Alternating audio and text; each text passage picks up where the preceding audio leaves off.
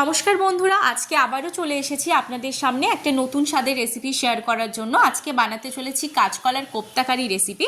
এই রেসিপিটা বানানোর জন্য দুটো কাঁচকলা নিয়ে সেটাকে সুন্দর করে ধুয়ে পরিষ্কার করে নিয়ে চলে এসেছি। এবার একটা গ্রেটারের সাহায্যে এটাকে আমি গ্রেট করে নিচ্ছি। সমস্তগুলোই কিন্তু গ্রেট করে নিয়ে চলে এসেছি। এবার সেই সাথে নিয়েছি এখানে 3 চামচ বেসন আর 1 চামচ চালের গুঁড়ো। এখানে দিয়ে দিচ্ছি গোটা জিরে, স্বাদ মতো নুন, পরিমাণ মতো হলুদ গুঁড়ো, ধনে গুঁড়ো, জিরে গুঁড়ো, আর দিয়ে দিচ্ছি কিছুটা পরিমাণ পেঁয়াজ কুচি। আর এখানে যেহেতু বেকিং সোডা ব্যবহার করছি না, সেজন্য চালের গুঁড়োটা ব্যবহার করেছি। আর অল্প একটু জল দিয়ে এই সম্পূর্ণটা খুব সুন্দর করে কিন্তু আমি মেখে নিচ্ছি। মেখে নেওয়া হয়ে গেছে। এবার অপর দিকে আগে থেকে আমি গ্যাস জ্বালিয়ে কড়াই বসিয়ে তার মধ্যে সর্ষের তেল কিন্তু গরম হবার জন্য দিয়ে দিয়েছিলাম। এবার মেখে রাখা অংশটার থেকে অল্প অল্প নিয়ে এখানে বড়ার আকারে দিয়ে দিচ্ছি। এবার এইভাবে কিন্তু এপিট ওপিট দুপিট দিয়ে সুন্দর করে লাল লাল করে ভেজে নেব। সমস্ত পকোড়াগুলো বা বড়াগুলো ভাজা হয়ে গেছে। এবার ওই তেলের মধ্যেই আগে থেকে একটা বড় সাইজের আলু কেটে রেখেছিলাম, সেটা দিয়ে ভেজে তুলে নিলাম।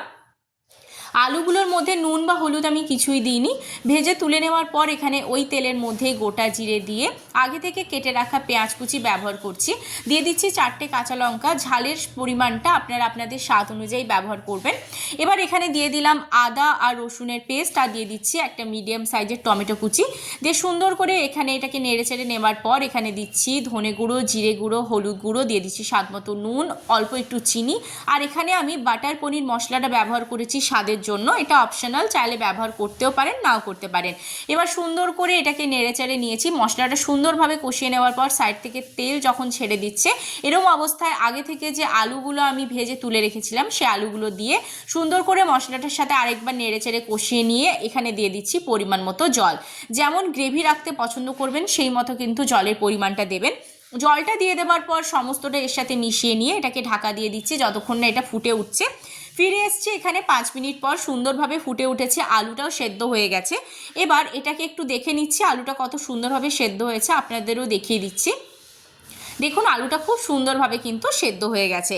এবার আগে থেকে ভেজে রাখা বড়াগুলো এর মধ্যে আমি এক এক করে সমস্তগুলো দিয়ে দেব। এবার এই বড়ার মধ্যেও যাতে সুন্দরভাবে একটা জুসিনেস চলে আসে, সেজন্য কিন্তু বড়াটা দিয়ে দেওয়ার পর এটাকে আরও 4 মিনিটের জন্য আমি ঢাকা দিয়ে রেখেছিলাম। দিয়ে ভালোভাবে ফুটতে দিয়েছিলাম যাতে বড়াগুলোর ভেতরেও এই ঝোলটা ভালোভাবে ঢুকে যায়। সেজন্য এই 4 মিনিট পর এটাকে আমি আবার দেখাচ্ছি আপনাদের। দেখুন কতটা সুন্দর হয়েছে। বড়াগুলোর ভেতরে খুব ভালোভাবেই কিন্তু এই একটা জুসিনেস চলে এসেছে। এবার ঢাকাটা সরিয়ে দেওয়ার পর এর মধ্যে দিয়ে দিচ্ছি ওপর থেকে ছড়িয়ে আমি ধনেপাতা কুচি। আপনারা গরম মশলাও এর সাথে ব্যবহার করতে পারেন, আমি গরম মশলাটা দিইনি যেহেতু ধনেপাতাটা দিয়েছি।